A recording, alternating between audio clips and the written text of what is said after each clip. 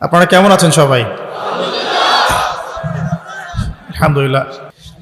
কেমন থাকা যায় এই যুগের মধ্যে, চলমান যুগে কেমন থাকা যায়? একটা সময় ছিল যখন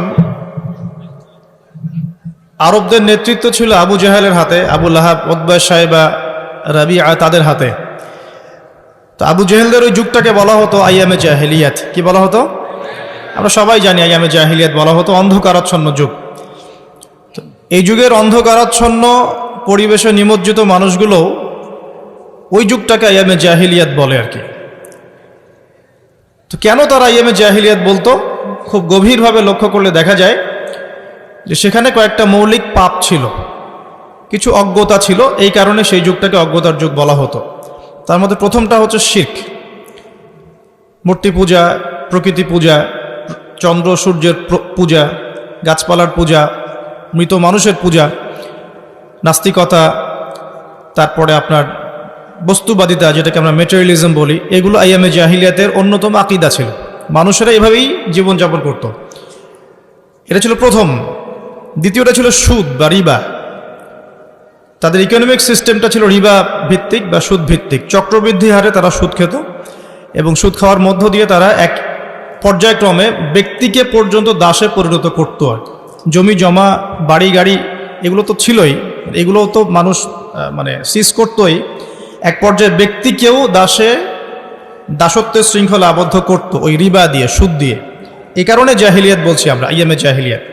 শিরকের কারণে বলছি, সুদের কারণে বলছি। আরেকটা ছিল মাদক। তাদের ঘরে ঘরে মাদক ছিল, ম্যাক্সিমাম মানুষ মাদক দ্রব্যের সাথে সংশ্লিষ্ট ছিল, এটা একটা কারণ ছিল। আরেকটা হচ্ছে নারীর অবমাননা। নারী জাতিকে তারা খুব একটা মূল্যায়ন করতো না। আমরা জানি যে কন্যা সন্তানকে পর্যন্ত জীবন্ত কবর দেয়া হতো, এগুলো শুনেছেন। আরেকটা ছিল মৌলিক, সেটা হলো গোত্রীয় হানাহানি, গোত্রীয় রক্তক্ষয়ী দীর্ঘস্থায়ী সংঘাতে তারা লিপ্ত থাকতো। বিভিন্ন গোত্রে গোত্রে, দলে উপদলে মারামারি, কাটাকাটি, এই ছিল আইয়ামে জাহেলিয়াত। এর পাশাপাশি আরও কিছু ছিল, অশ্লীলতা, ব্যভিচার, জুয়া, ঠিক আছে, অন্যায়ভাবে মানুষকে প্রহার করা, সম্পদ আত্মসাৎ করা ইত্যাদি।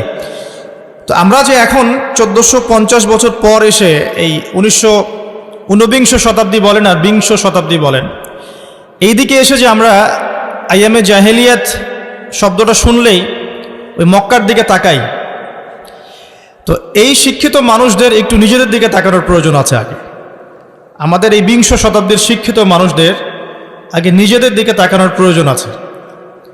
যে শিরকের কারণে আপনি আবু জেহেলের যুগকে আইয়ামে জাহিলিয়াতের যুগ বলছেন, সেই শিরক এখন গ্লোবালাইজেশন হয়েছে, মানে সারা বিশ্বে ছড়িয়ে পড়েছে। আগে আবু জেহেলদের শিরক ছিল একটা নির্দিষ্ট অঞ্চলের মধ্যে, এখন সেই শিরকগুলো, শিরকের মহাপাপগুলো মুসলিম অমুসলিম, দেশে দেশে, জেলায় জেলায়, থানায় থানায়, ইউনিয়নে, সব জায়গায় একদম অক্টোপাসের মতো ছড়িয়ে পড়েছে। ওই শিরক আপনার কাছেও আছে। আমি ওইদিকে পরে আসবো ইনশাআল্লাহ, আগে আপনাকে বুঝিয়ে দেই বিষয়টা। যে সুদের কারণে আপনি আইয়ামে জাহিলিয়াতকে অজ্ঞতার যুগ বলছেন, সেই সুদ এখন রন্ধ্রে রন্ধ্রে প্রবেশ করেছে। সুদ ছাড়া কোনো কান্ট্রি নাই এবং সুদ ছাড়া কোনো ব্যাংক নাই, এবং সুদ ছাড়া চলতে পারে এমন কোনো মুসলিমও এখন বেঁচে আছে কিনা আল্লাহ ভালো জানে। প্রত্যক্ষভাবে আপনি না খেলেও পরোক্ষভাবে আপনি আমি এটার সাথে সম্পৃক্ত। আমি যখন ইকোনমিক্স বুঝাবো তখন বুঝবেন ইনশাআল্লাহ। সুদ আছে এবং এটা গ্লোবালাইজেশন হয়েছে, সারা বিশ্বে ছড়িয়ে পড়েছে। 3, যে মাদকের কারণে আপনি আইয়ামে জাহিলিয়াতকে অন্ধকারাচ্ছন্ন যুগ বলছেন, সেই মাদক এখন মুসলিমদের ঘরে ঘরে নাই। আর মাদক বলতে আমি কিন্তু জর্দাও বুঝিয়েছি, ঠিক আছে, সিগারেটও বুঝাচ্ছি, আর বড় বড় স্কেলে যেগুলো আছে এগুলো তো বুঝাচ্ছি। যে নারীর অবমাননার কারণে আপনি আইয়ামে জাহিলিয়াতকে জাহিলিয়াতের যুগ বলছেন, সেই নারীর অবমাননা এখন মুসলিম অমুসলিম সকলের ঘরে ঘরে প্রবেশ করেছে, করে নাই? আচ্ছা। আর যে গোত্রীয় দ্বন্দ্বের কারণে আপনি আইয়ামে জাহিলিয়াতকে বলছেন তারা বর্বর ছিল, নোংরা, হিংস্র ছিল ইত্যাদি, সেই গোত্রীয় দ্বন্দ্ব এখন ধর্মতাত্ত্বিক দ্বন্দ্ব এবং পলিটিক্যাল দ্বন্দ্বের রূপ নিয়েছে। আমার কথাগুলো কি বোঝা যায়? আচ্ছা, শিক্ষিত মানুষ যারা আছেন তারা হয়তো ইশারা বুঝতে পারবেন আর কি। সব কিছু তার খোলামেলা বলা যায় না, বলা যায়? আচ্ছা, আর যারা সমাজদার তাদের জন্য ইশারাই যথেষ্ট।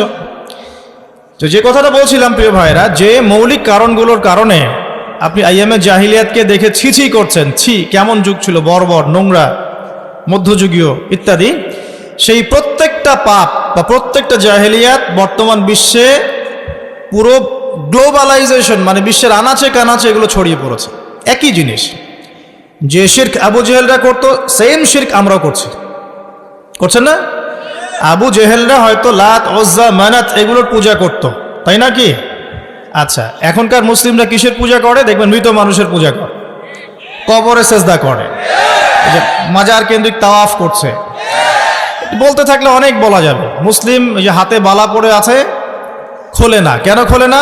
তার ধারণা, তার আকীদা যে এটা খুলে ফেললে অমঙ্গল হবে, সে তার রোগ আর ভালো হবে না, শিরক। মুসলিমের রাশি ফলে বিশ্বাস করে, পেপার খুলে দেখে যে তার রাশি কি, সিংহ রাশির এই হবে, কন্যা রাশির এই হবে ইত্যাদি। মুসলিমরা দেখবেন টিয়া পাখির মাধ্যমে ভাগ্য গণনা করছে রাস্তাঘাটে বসে বসে।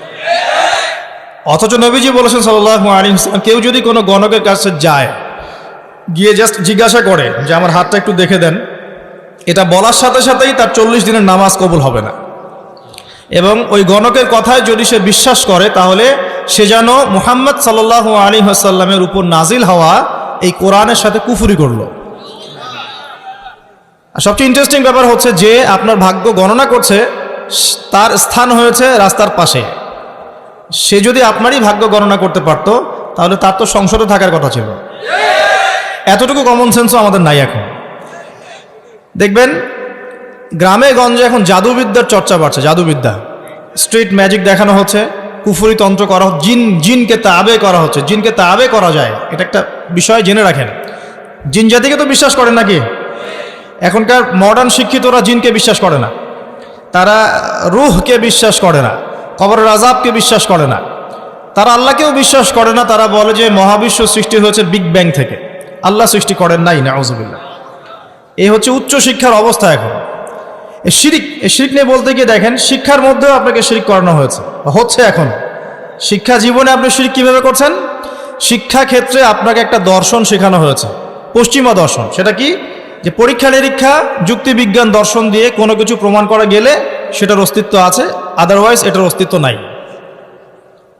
মানে ফেরেশতাকে আপনি বিশ্বাস করবেন না। কেন বিশ্বাস করবেন না? কারণ ফেরেশতাকে আপনি ল্যাবরেটরিতে পরীক্ষা নিরীক্ষা দিয়ে পর্যবেক্ষণের মাধ্যমে কোনো সিদ্ধান্তে উপনীত হতে পারছেন না। দেখা যায় ফেরেশতা, শোনা যায়, টাচ করে অনুধাবন করা যায়, ইন্দ্রিয় দিয়ে এই জ্ঞানটাকে আপনি লব্ধ করতে পারছেন না। এই কারণে প্রচলিত জ্ঞানতাত্ত্বিক দর্শনের মতে আপনি একজন মৌলবাদী মানুষ, কারণ আপনি অন্ধভাবেই একটা কথা বিশ্বাস করছেন।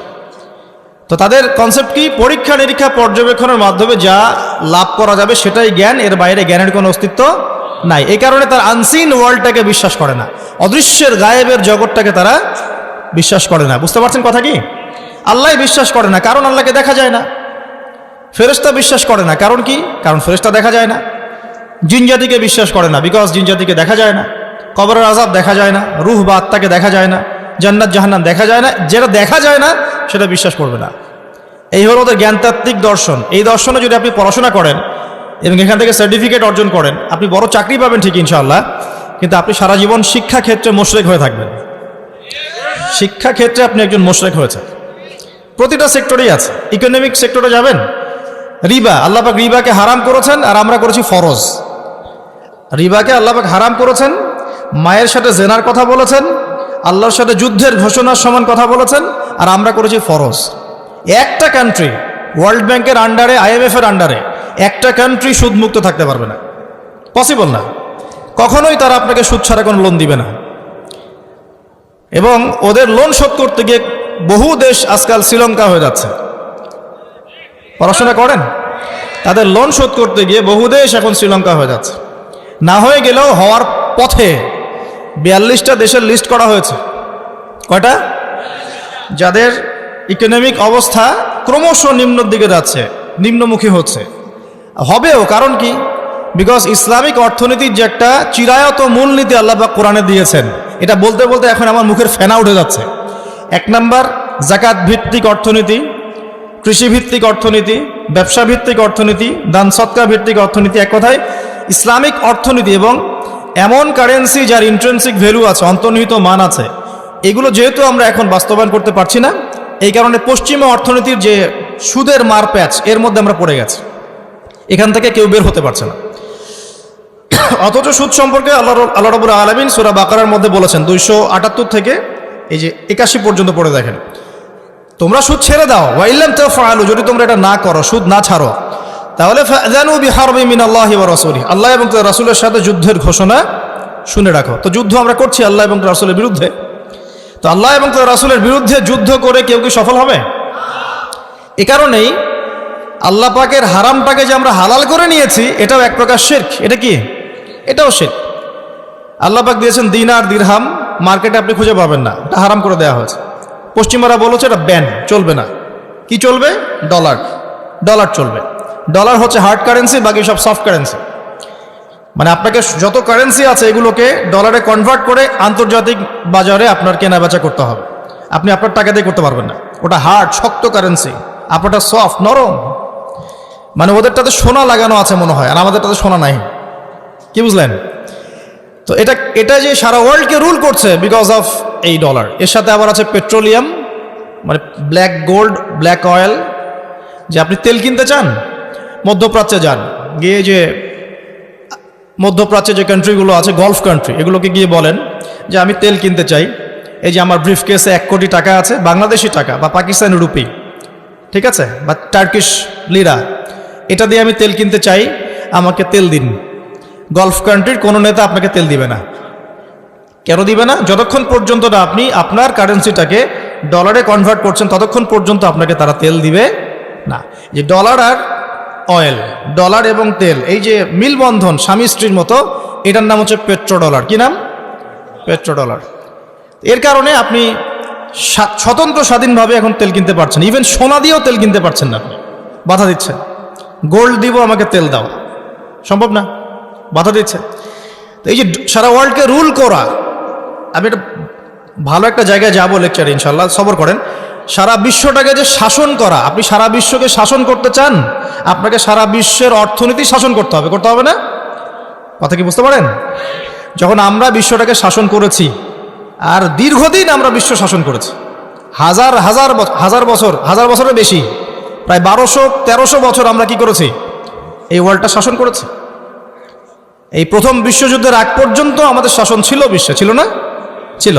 তো আমরা যে শাসন করেছিলাম, তখন সারা বিশ্বের অর্থনীতিকে আমরা নিয়ন্ত্রণ করেছিলাম না? তো সারা বিশ্বের অর্থনীতিকে নিয়ন্ত্রণ করতে না পারলে সে বিশ্বের রুলিং স্টেট হতে পারবে না। আর এই কারেন্সিগুলোর মধ্য দিয়ে তারা সারা বিশ্বের রুলিং স্টেট হয়েছে, বিকজ এই কারেন্সিগুলোর মধ্য দিয়ে তারা অন্য কারেন্সিগুলোকে ডমিনেট করছে। তো এখানে দেখুন, আল্লাহ পাকের হালালকে আমরা হারাম করে ফেলেছি। কিন্তু মদ কি হালাল না হারাম? আমরা হালাল করি নাই? করেছি।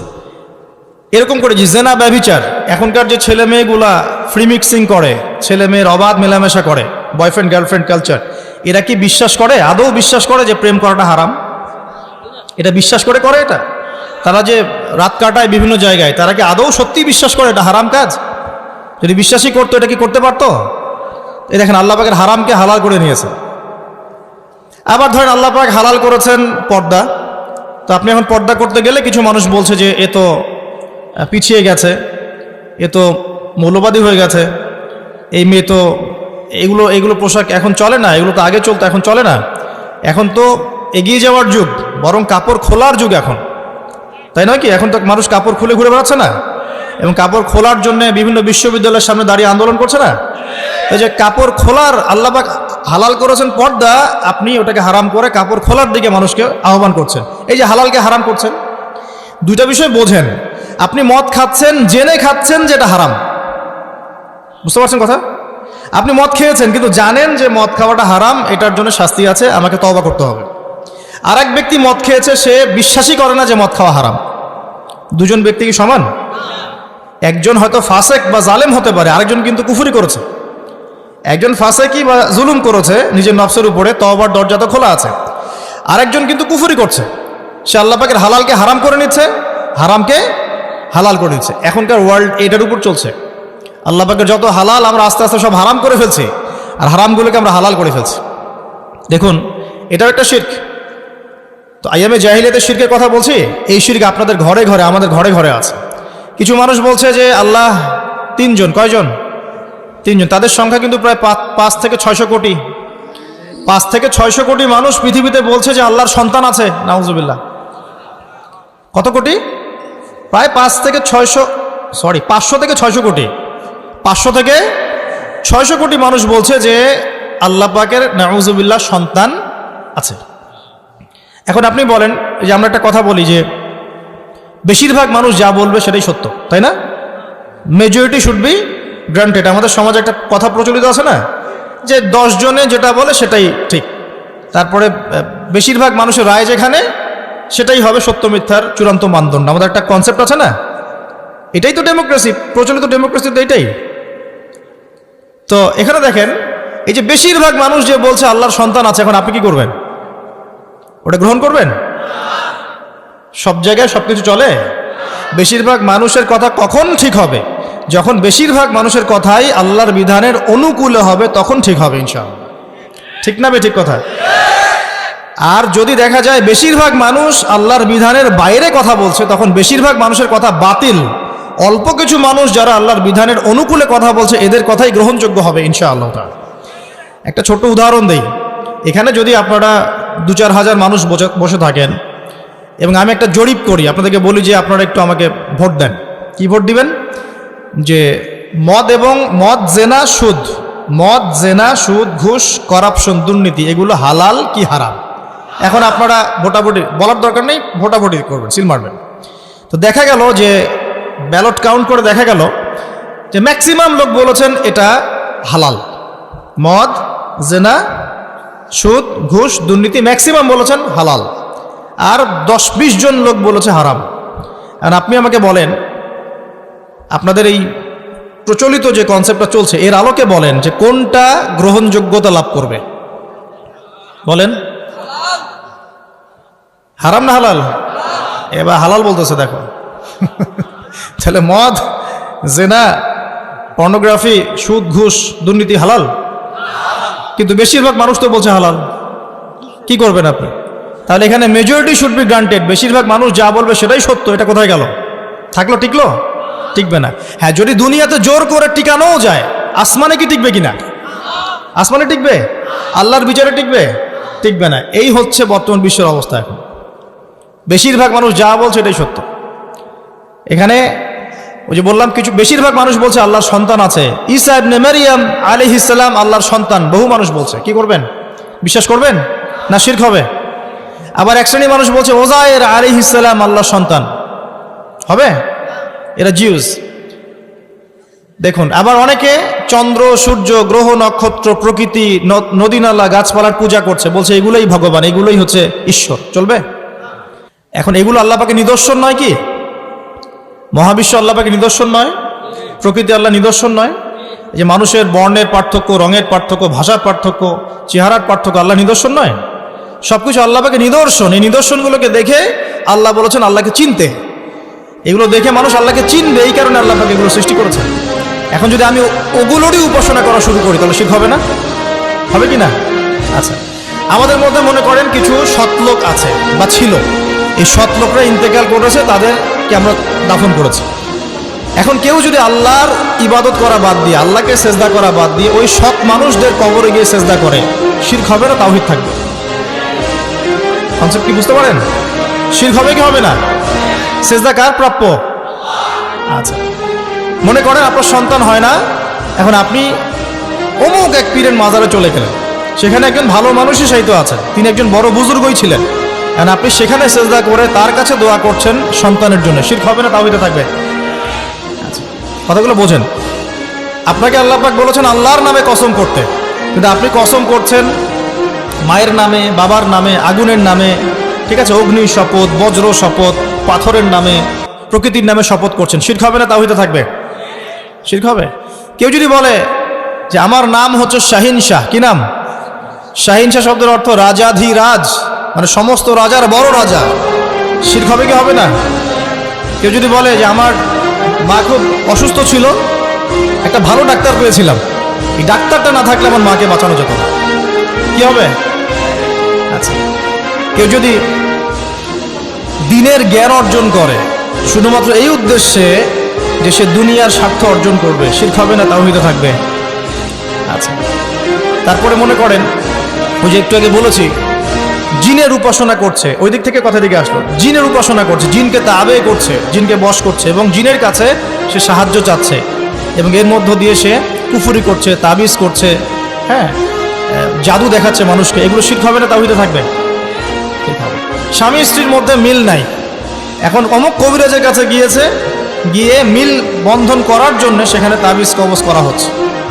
এক ছেলে এক মেয়েকে অন্যায়ভাবে ভালোবাসে, এগুলো ভালোবাসা না, জেনা। এখন ওই মেয়েটাকে সে পেতে চায়, কবিরাজের কাছে গিয়েছে, ওই মেয়েটাকে আমি চাই, আমার সাথে কিভাবে তার ভালো সম্পর্ক হবে, একটা তাবিজ দিয়ে দেন। শিরক হবে না তাওহীদে থাকবে? বলা হচ্ছে কেমন আছেন, বলছে ভালো আছি কিন্তু যুগটা ভালো না, এই যুগটা খুব খারাপ।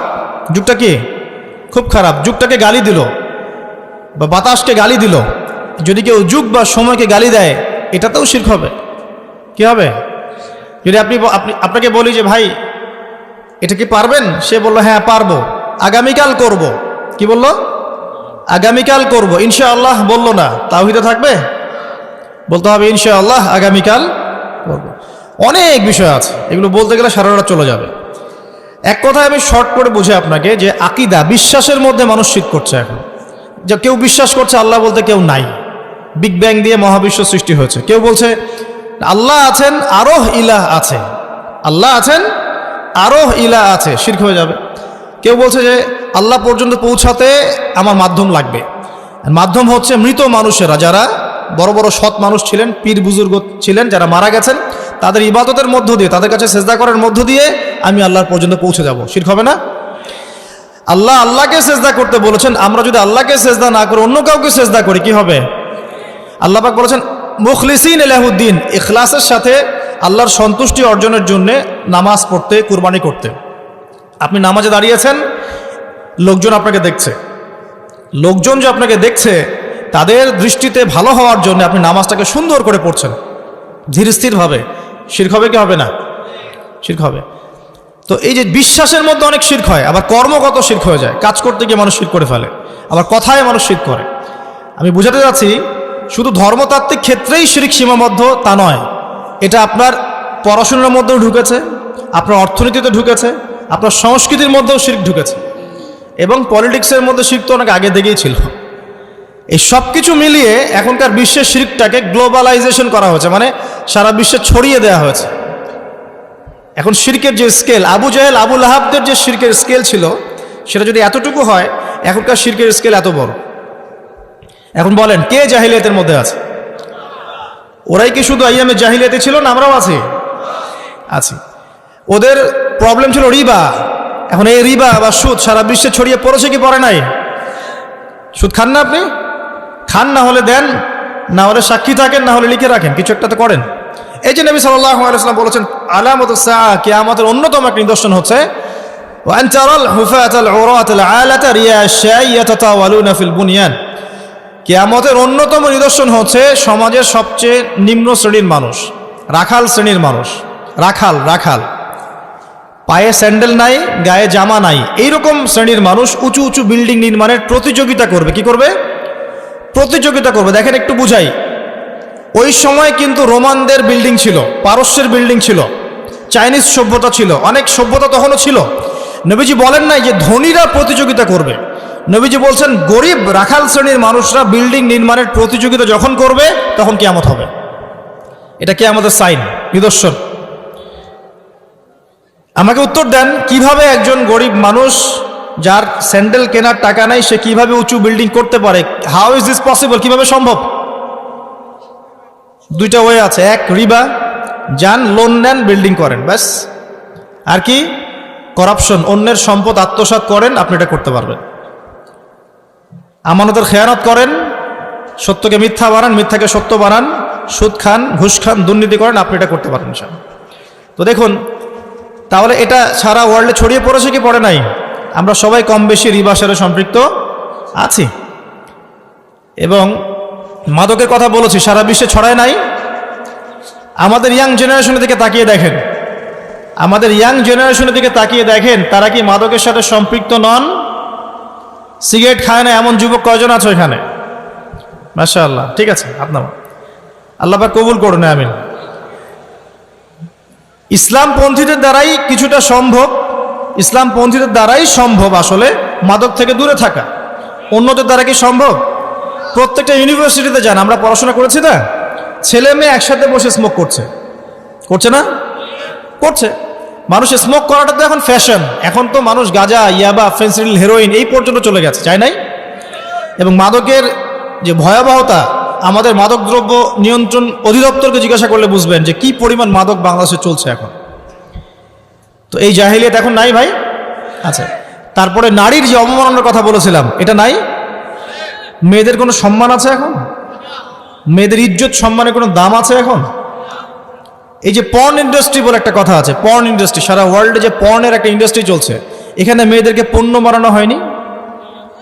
যখন একটা মেয়ের ইজ্জতকে বিক্রি করে দেওয়া হয়, মুসলিমরা তার বিপক্ষে কথা বলে, তখন কিছু নারীবাদীরা মুসলিমদের বিপক্ষে দাঁড়িয়ে যায়।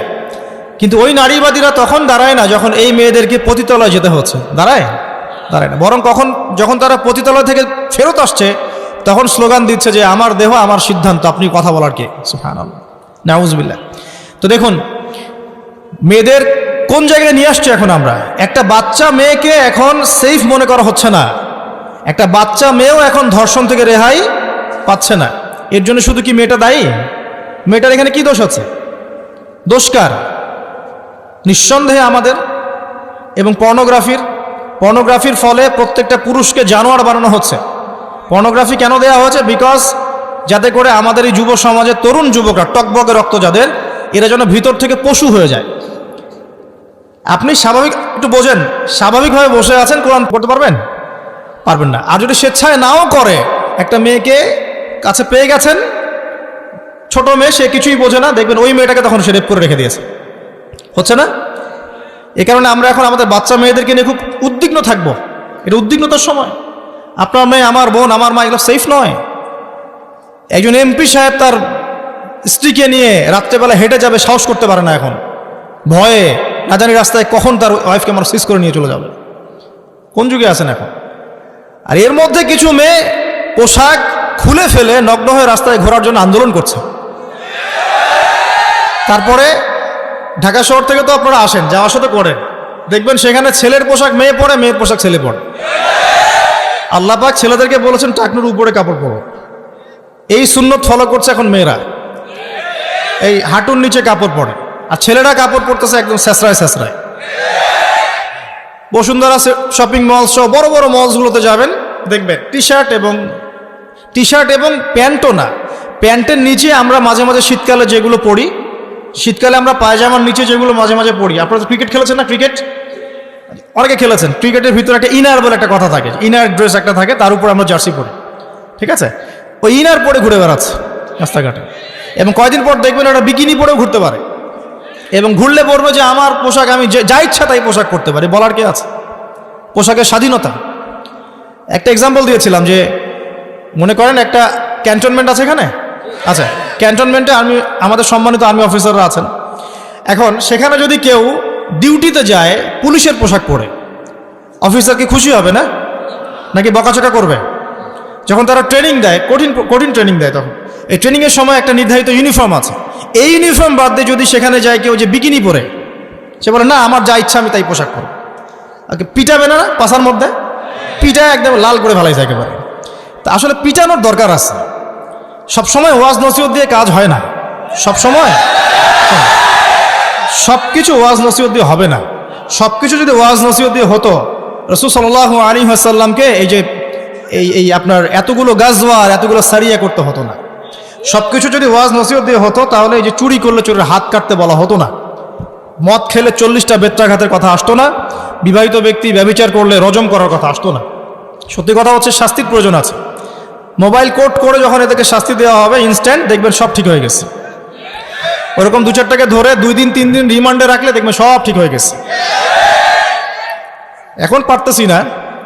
যদি আল্লাহ পাক কখনো মুসলিমদেরকে এমন কোনো ক্ষমতা দেন, আর কেউ করুক না করুক, আমি করে দেখাবো ইনশাআল্লাহ। 1 মাসের মধ্যে সিধা হবে, 1 মাসের, উইদিন 1 মান্থ সিধা। এখানে যদি কোনো এমপি সাহেব থাকেন, চেয়ারম্যান মেম্বার থাকেন, উনি যদি চান 1 মাসের মধ্যে সিধা করতে পারেন। 1 মাস, যে শালীন পোশাক পরে, আমি বলছি না যে ওদেরকে বোরখা পরেই বেরোতে হবে, এটা কিন্তু বলছি না আমরা। পোশাকের একটা শালীনতার একটা স্তর থাকবে। শালীন পোশাক পরেন, বাঙালি সংস্কৃতির কথা বলে না, বাঙালি সংস্কৃতির পোশাকই পরুক, তাও শালীন পোশাক পরে যেন বের হয়।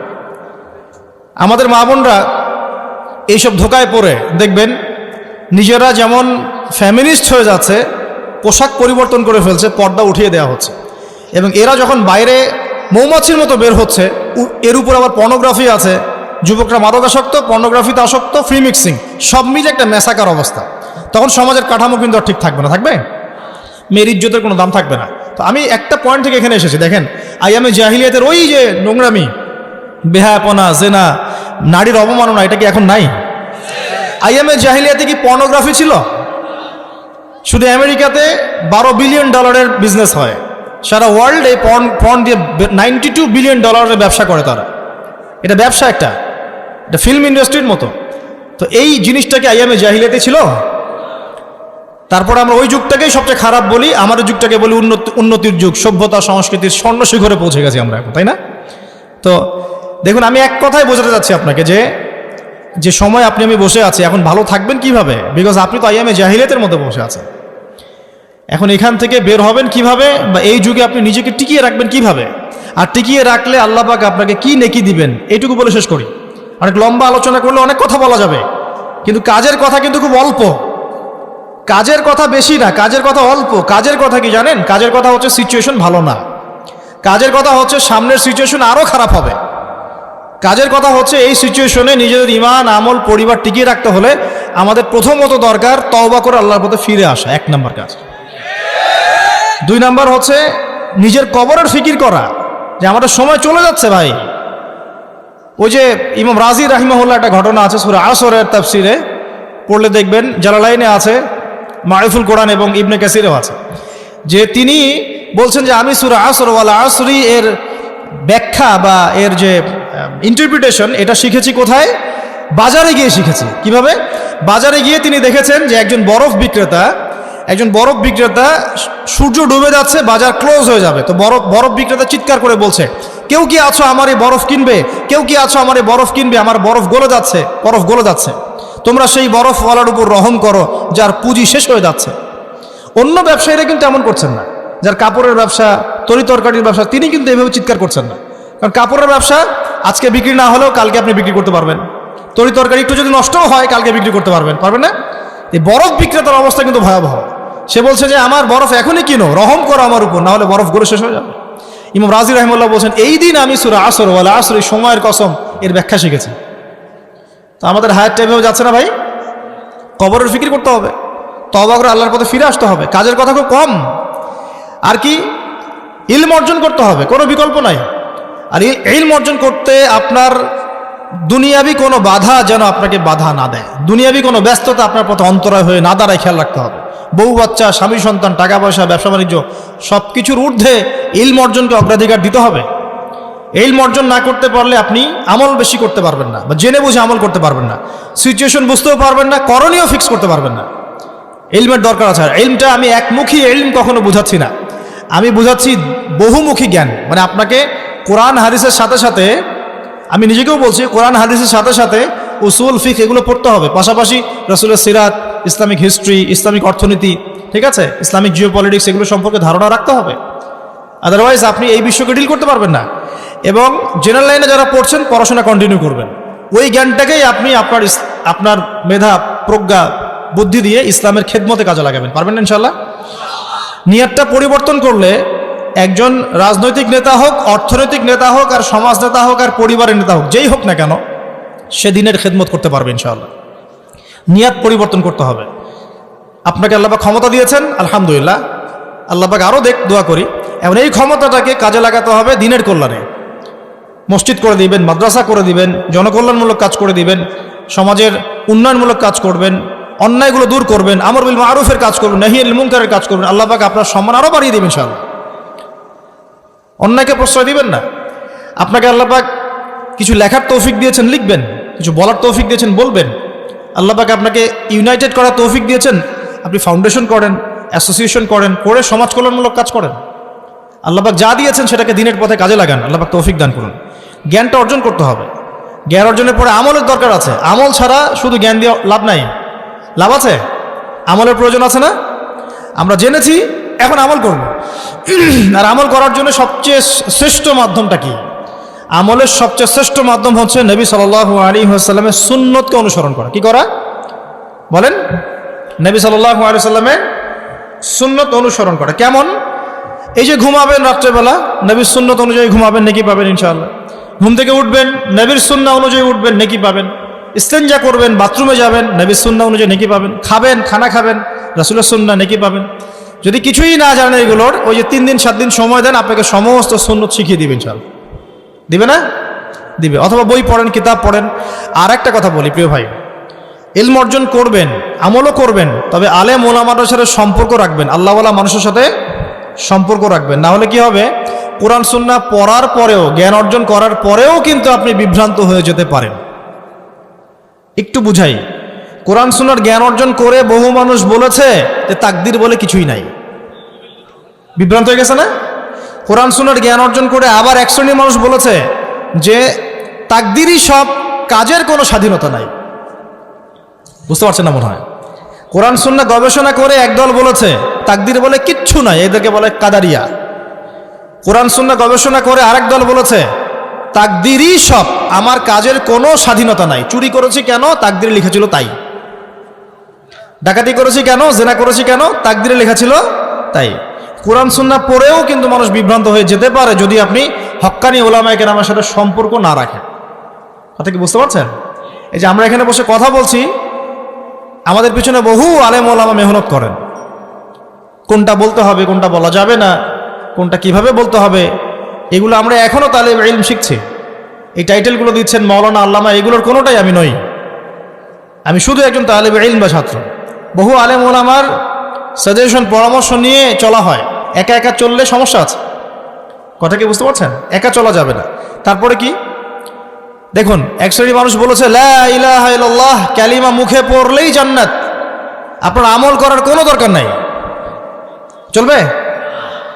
সত্যি তো লা ইলাহা ইল্লাল্লাহ কালিমা পড়েছে যে ব্যক্তি মন থেকে, সে জান্নাতে যাবে ইনশাআল্লাহ একদিন না একদিন। আমলের কোনো প্রয়োজন নাই। ইমান, এই যে কোরআন সুন্নাহ পড়ে এক শ্রেণীর মানুষ বলেছে ইমান বাড়েও না কমেও না, কনস্ট্যান্ট থাকে। মানে তার ইমান যেমন, আবু বকর সিদ্দিক রাদিয়াল্লাহু আনহুর ইমানও তেমন। তাই কি? ইমান, আল ইমান ইয়াজিদু ফিত তাআ, ইমান বাড়ে আনুগত্যে, ওয়ায়ানকুসু ফিল মাসিয়া, এবং অবাধ্যতা ইমান কমে যায়। তাই নয় কি? তো এই যে কোরআন সুন্নাহ গবেষণা করেও মানুষ বিভ্রান্ত হচ্ছে। এই যে নতুন এক শ্রেণী টাটকা বের হয়েছে, ওই যে ফ্রেঞ্চ কাট দাড়ি রেখে ঘুরে বেড়ায়। হ্যাঁ, আর বলছে সব মসজিদ মাদ্রাসা আলেম ওলামা যা আছে, চোখটা বন্ধ করে বলবে সব মসজিদ মাদ্রাসা আলেম ওলামা যা সব কাফের। মানে সব এরা বিভ্রান্ত, কেউ লা ইলাহা ইল্লাল্লাহ বোঝে না, ও একাই বোঝে। মহিলাদেরকে দলে ভিড়ায়, মহিলাগুলা ভাড়া করা লোক দলে ভিড়িয়ে দাওয়াত দিচ্ছে মানুষকে, দাওয়াত, মানুষের কাছে কি দাওয়াতই কাজ করছে, বই বিক্রি করছে। না আছে চেহারায় দাড়ি, না আছে কোনো ইসলামিক পোশাক, না লেবাস, না আছে টাকনুর উপরে প্যান্ট, না কোরআনটুকু সহি করে পড়তে পারে, দাওয়াত দিয়ে বেড়াচ্ছে। সম্ভব? এতই সহজ? কোরআন সুন্নাহ গবেষণা করে এতই সহজ? আশ্চর্য একটা ব্যাপার। আরও এক শ্রেণী দেখলাম, এবং এদের সংখ্যা আমাদের উত্তরবঙ্গে বেশি। কি সেটা? যে মুহাম্মদ সাল্লাল্লাহু আলাইহি ওয়াসাল্লাম শেষ নবী নন নাকি, কোরআন সুন্নাতেই নাকি আছে যে তারপরে আরো নবী আসতে পারে, নাউজুবিল্লাহ। এবং সে একবার দাবি করেছে সে হচ্ছে মাহদি, তারপর দাবি করেছে সে হচ্ছে ঈসা আলাইহিস সালাম, তারপরে দাবি করেছে সে নবী, আরেকজন নবী, মানে সে নবী। আর আমরা জানি কোরআন এবং হাদিস থেকে ইমামুল মাহদি কথা বলবেন আরবি ভাষায়, কারণ তিনি নবী সাল্লাল্লাহু আলাইহি ওয়াসাল্লামের বংশধর থেকে আসবেন। আর এই ইমামুল মাহদি হচ্ছেন এমন একজন ব্যক্তি যিনি পাঞ্জাবের ভাষায় কথা বলেন। অনেক ইমাম মাহদি বেরোচ্ছেন এখন, বুয়েটে একটা বের হয়, চট্টর ওইদিকে একটা বের হয়, ওইদিকে একটা বের হয়, তুরস্কে একটা বের হয়। মনে রাখবেন, শোনেন, মনে রাখবেন, মালহামা হচ্ছে পরবর্তী ঘটনা। বিশ্বের পরবর্তী ঘটনা হচ্ছে মালহামা, মহাযুদ্ধ। মালহামা না হওয়া পর্যন্ত ইমামুল মাহদি আসবেন না, ফুল স্টপ। কি না হওয়া পর্যন্ত? মালহামা। মালহামা কি? দ্য গ্রেট ওয়ার, মহাযুদ্ধ। এবং এটা হবেই, সারা ওয়ার্ল্ডে একটা বিশাল যুদ্ধ হবে, বিশাল। যেটা বিশ্ববাসী প্রথম বিশ্বযুদ্ধেও দেখে নাই, দ্বিতীয় বিশ্বযুদ্ধেও দেখে নাই। ভবিষ্যৎবাণী নয়, ইন্টারপ্রিটেশন, কোরআন সুন্নাহ থেকে বলছি। ব্যাখ্যা যদি জানতে চান পার্সোনালি দেখা করেন। মালহামা আগে, তারপর ইমাম মেহেদীর আগমন, তারপরে মসিহুদ দাজ্জালের মানুষের রূপে আত্মপ্রকাশ, এরপরে ঈসা ইবনে মারিয়ামের প্রত্যাবর্তন, তারপরে ঈসা ইবনে মারিয়ামের হাতে মসিহুদ দাজ্জালের নিহত হওয়া, এরপর জেরুজালেম বিজয় এবং মুসলিমদের পুরো বিশ্বের রাজত্ব। সিকোয়েন্স বুঝতে পারছেন? এখন হুট করে কেউ যদি বলে আমি মেহেদী, বিশ্বাস করবেন? মালহামা হতে হবে আগে, তারপর যাই হোক। দেখুন, কোরআন সুন্নাহ গবেষণা করেও মানুষ এগুলো কথা বলছে। তারপরে বলছে যে কবিরা গুনাহ যদি কেউ করে সে কাফের হয়ে যাবে। কি হবে? কবিরা গুনাহ করলেই কেউ কাফের হয়ে যায়। এরা আবার একটা উগ্রপন্থী দল। আসলে কি তাই? কবিরা গুনাহ কেউ যদি করে ফেলে তার কি তওবার দরজা খোলা নাই? আছে। আবার একদল এসেছে মুতাজিলা, এটারা বলছে যে যুক্তি দিয়ে কোরআন সুন্নাহর যা বুঝবো তাই মানব, যুক্তির বাইরে কিছু মানব না। ঠিক আছে, এটা একটা দল। আপনি কি যুক্তির বাইরে মানবেন না? সব কিছু কি যুক্তি দিয়ে ব্যাখ্যা করতে পারবেন? ওই যে ইব্রাহিম আলাইহিস সালামের সন্তানকে যে কুরবানি করতে বলা হয়েছে কি ইব্রাহিম আলাইহিস সালামের সন্তানকে কুরবানি করতে বলা হচ্ছে, এর পিছনে কি যুক্তি আছে বলেন? একটা বাচ্চাকে হত্যা করার পিছনে কি যুক্তি থাকতে পারে? বিজ্ঞান কি, দর্শন কি? তো এখানে বিজ্ঞান দর্শন যুক্তির কোনো সময় আছে? এখানে মূল বিষয় আল্লাহর আদেশ। যখন আল্লাহ পাকের আদেশ চলে আসবে আত্মসমর্পণ করতে হবে, এর নাম ইসলাম। আত্মসমর্পণ নাই, ইসলাম নাই। অতএব যুক্তির আলোকে মানবো, যুক্তি না থাকলে মানবো না, এই কনসেপ্ট চলবে না।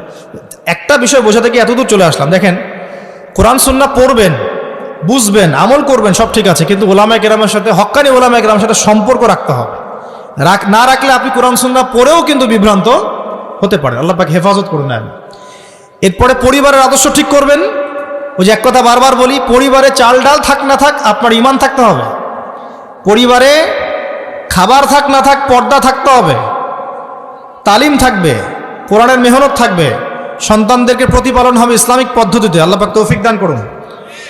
রিজিকে যাবেন, রিজিকে কোনো হারাম রিজিকে যাওয়া যাবে না, হালাল রিজিকে থাকতে হবে। আল্লাহ পাক তৌফিক দান করুন, আমিন। এরপরে আপনি আপনার সাধ্যমতো দিনের দাওয়াতি কাজ করবেন, আমর বিল মারুফ নাহি আনিল মুনকারের কাজ করবেন। ইনশাআল্লাহ তাআলা সকলের ঐক্যবদ্ধ প্রচেষ্টায় ইসলাম বিজয়ী হবে ইনশাআল্লাহ। আমি শেষ করার আগে একটা আয়াত বলে সুখবর দিয়ে শেষ করি। আল্লাহ রাব্বুল আলামিন সূরা হামিম সেজদায়, একটু বসেন প্লিজ, বিশৃঙ্খলা করেন না। হামিম সেজদার মধ্যে আল্লাহ রাব্বুল আলামিন বলছেন, ইন্নাল্লাযীনা ক্বালু রাব্বুনা আল্লাহ, নিশ্চয়ই যারা বলে যে আমাদের রব আল্লাহ। আমাদের রব কে? মানে আল্লাহর সাথে কাউকে শিরিক করে না, আল্লাহর তাওহীদে থাকে। প্রথমে শিরিক বুঝিয়েছি না? আল্লাহর তাওহীদে থাকে, একত্ববাদে থাকে, শিরকে যায় না। নিশ্চয়ই যারা আল্লাহ পাকের তাওহীদের উপর থাকে, যারা বলে রব্বুনা আল্লাহ, আমাদের রব কে? আল্লাহ, সুম্মা ইসতাকামু, এরপরে এই ঈমানের উপর, ইসলামের উপর দৃঢ় থাকে, নড়ে চড়ে যায় না, একদম সুদৃঢ় থাকে, ইস্তেকামা। তাদের কি হবে? তাতানাজ্জালু আলাইহিমুল মালায়েকা, আল্লাহর ফেরেশতারা তাদের কাছে চলে আসবেন ইনশাআল্লাহ, এসে বলবেন, তাতানাজ্জালু আলাইহিমুল মালায়েকা আল্লা তাখাফু ওয়া লা তাহজানু, তোমরা ভয় করো না, দুশ্চিন্তাগ্রস্ত হয়ো না।